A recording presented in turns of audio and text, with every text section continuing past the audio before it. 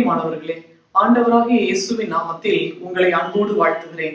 ஆண்டவர் உங்களோடு பேசும்படி, உங்களை ஆசீர்வதிக்கும்படி ஒரு வசனத்தை வாசிக்கிறேன். கொலோசேயர் 3ஆம் அதிகாரம் 24ஆம் வசனம்.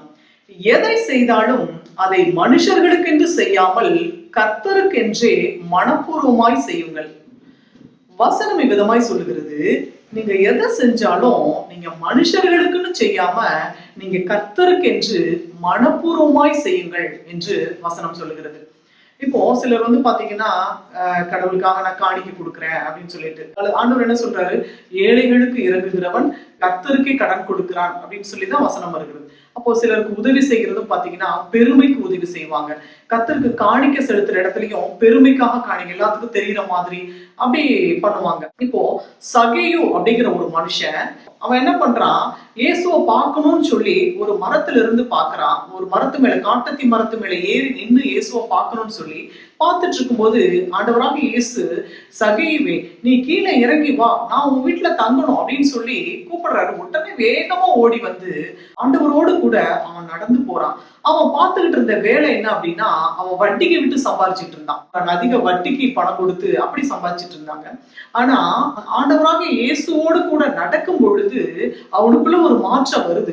அப்போ என்ன மாற்றம் வருது, ஐயோ நம்ம ஆண்டவர் கூட நடக்கிறோம், அவருக்கு இந்த மாதிரி எல்லாம் பிடிக்காது, அதிகமா வட்டிக்கு விட்டு சம்பாதிக்கிறதெல்லாம் அது கடவுளுக்கு பிடிக்காது அப்படின்னு சொல்லிட்டு அவனுக்குள்ள ஒரு மன மாற்றம் வருது. என் ஆண்டவர்கிட்ட சொல்றான் உடனே, ஆண்டவரே நான் யாருக்கிட்ட எவ்வளவு வாங்கியிருந்தாலும் அதை நான் நாணத்திலேயே திரும்ப கொடுத்துட்றேன், அடுத்தவங்க கிட்ட வாங்கினாலும் நான் திரும்ப செலுத்திடுறேன் ஆண்டவரே அப்படின்னு சொல்லி அவனுக்குள்ள ஒரு நல்ல மாற்றம் வருது. அவன் மாறிடுறான். ஆனா அத மத்தவங்க என்ன நினைச்சிருப்பாங்க, இவன் ஏற்கனவே அவன் மாறிட்டான் அப்படின்னு சொல்லி உடனே நினைச்சிருக்க முடியாது இல்லையா? எவ்வளவு பேரு அவங்க சொன்னவங்க சொல்லிட்டு தான் இருப்பாங்க, முன்னாடி விட்டு பின்னாடி இவன் என்ன அதிக வட்டிக்கு ஏமாத்தி சம்பாதிக்கிறவன் தானே அப்படின்லாம் சொல்லுவாங்க. ஆனாலும் இவன் மனம் திரும்பினது கர்த்தர்கிட்ட, ஆண்டவர்கிட்ட நடக்கும்போது அவனுக்குள்ள ஒரு மனம் திரும்புதல் வருது. அடுத்தவங்க என்ன சொல்லுவாங்கிறத குறிச்சு அவன் கவலைப்படல பாருங்க, அவன் மனம் திரும்பினதுதான். அப்போ அப்படிப்பட்ட அது ஒரு ஆண்டவருக்குள்ள அவனுக்கு ஒரு நல்ல மனம் திரும்புதல் வருது. அவன் மனுஷனை குறிச்சு கவலைப்படல, அவனுக்குள்ள சடனா வந்த அந்த மனம் திரும்புதல் மற்றவர்கள் பார்க்கும்போது அவனுக்குள்ள மனம் திரும்புதல் வந்துருச்சுன்னு சொல்லி உடனே அவங்களால கன்ஃபார்ம் பண்ண முடியாது. ஆனாலும் அந்த மனுஷர்கள் என்ன சொல்லுவாங்க, அவங்க எதையோ பேசிட்டு போறாங்கன்னா மற்றவர்களை குறித்து அவன் கவலைப்படாம இவன் கர்த்தருக்காக கர்த்தரிடத்துல அவன் மனம் திரும்பி அவன் வருகிறான். அப்போ இததான் வசனம் சொல்லுகிறது, நீங்க மனுஷங்க, நீங்க இன்னைக்கு ஒருவேளை நீங்க ஏதோ ஒரு தவறுகளை முன்னாடி செஞ்சிருக்கலாம், ஆனா இப்ப நீங்க மனம் திரும்பி வாழலாம். ஆனா அந்த பழச ஒருவேளை உங்களை குத்தி காட்டி சொல்லி காட்டி நீ அப்படி இருந்தவன் அப்படின்னு சொல்லி உங்களை சொன்னா நீங்க அதெல்லாம் கவலைப்படாதீங்க. நீங்க அதெல்லாம் மனுஷர்களை பார்த்து நீங்க கவலைப்படாம நீங்க கர்த்தருக்குள்ள நீங்க சரியா இருக்கிறத மட்டும் அதை மட்டும் நீங்க பாருங்க. ஆண்டவர் உங்களை நிறைவாய் ஆசீர்வதிப்பார். ஆண்டவர் சொல்லி இருக்கிறார், உண்மையுள்ள மனுஷன் பரிபூர்ண ஆசீர்வாதங்களை பெறுவான் அப்படின்னு சொல்லி. ஆகையினால நீங்க கர்த்தருக்குள்ள மனம் திரும்பி உண்மையாய் நீங்க வாழும் பொழுது நிச்சயமா அதற்கு உண்டான ஆசீர்வாதங்களை அவர் உங்களுக்கு கொடுத்து அவர் உங்களை உயர்த்துவதற்கு அவர் சர்வ உள்ளப்பட்ட தேவனாய் இருக்கிறார். பிரியமானவர்களே, எதை செய்தாலும் நீங்கள் மனுஷர்களுக்கு என்று செய்யாமல், எதை பண்ணாலும் நீங்க மனுஷருக்காக பண்ணாதீங்க, நீங்க கர்த்தருக்காக பண்ணுங்க, அதையும் மனப்பூர்வமா செய்யுங்கன்னு சொல்லி ஆண்டவருடைய வசனம் சொல்லுகிறது. யார் என்ன சொன்ன, நீங்க எவ்வளவு உங்களுக்கு எவ்வளவு பேச அதெல்லாம் கவலைப்படாதீங்க.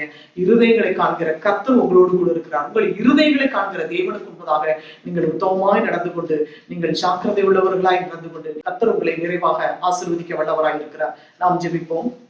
சர்வவல்லமுள்ள எங்கள் அன்பின் பரலோக பிதாவே, இயேசுவாக நல்ல வேலைக்காய் நாங்கள் நன்றி செலுத்துகிறோம் சுவாமி. ஆண்டவரே, மனுஷருக்கென்று செய்யாமல் ஆண்டவரே கர்த்தருக்கென்று மனப்பூர்வமாய் செய்யுங்கள் என்று நீங்க சொல்லியிருக்கிறீங்க ராஜா. எதை செஞ்சாலும் உங்களுடைய ஜனங்கள் ஆண்டவரே, மனுஷங்க குறை சொல்றவங்க குறை சொல்லிக்கிட்டு தான் இருப்பாங்க. ஆண்டவரே அப்பா, உங்களுடைய ஜனங்கள் அதையெல்லாம் பொருட்படுத்தாம தகப்பனை உங்களுக்கு உண்பதாக ஆண்டவரை உத்தமமாய் நடந்து கொண்டு ஜாக்கிரதை உள்ளவர்களாய் நடந்து கொள்ள தகப்பனை ஆசீர்வாதங்களை சுதந்திரித்துக் கொண்டு வாழ கர்த்தர் நீர் அனுகிரகம் பண்ண வேண்டும் என்று சொல்லி நாங்கள் ஜெபிக்கிறோம் சுவாமி. தகப்பனே, நீர் அப்படி ஆசீர்வதிக்கிற தயவுக்காக மக்கள் நன்றி செலுத்துகிறோம். ஆசீர்வதிக்க பொறுப்பெடுங்க. மனப்பூர்வமாய் செய்கிற உடைய பிள்ளைகளை ஜனங்களை கர்த்தாவே நீர் கண்ணோக்கி பார்த்து நீர் ஆசீர்வதித்து அவர்கள் தேசத்திலே கர்த்தர்வர்களை உயர்த்தி நீர் மகிழ பண்ண வேண்டும் என்று சொல்லி இயேசு ரட்சகரின் நாமத்தில் ஜெபிக்கிறோம் பிதாவே. ஆமேன், ஆமேன். பிரியமானவர்களே, எதை செய்தாலும் நீங்கள் மனுஷர்களுக்கென்று செய்யாமல் நீங்கள் கர்த்தருக்கென்று மனப்பூர்வமாய் செய்யுங்கள். கர்த்தர் உங்களை நிறைவாய் ஆசீர்வதிப்பார். God bless you.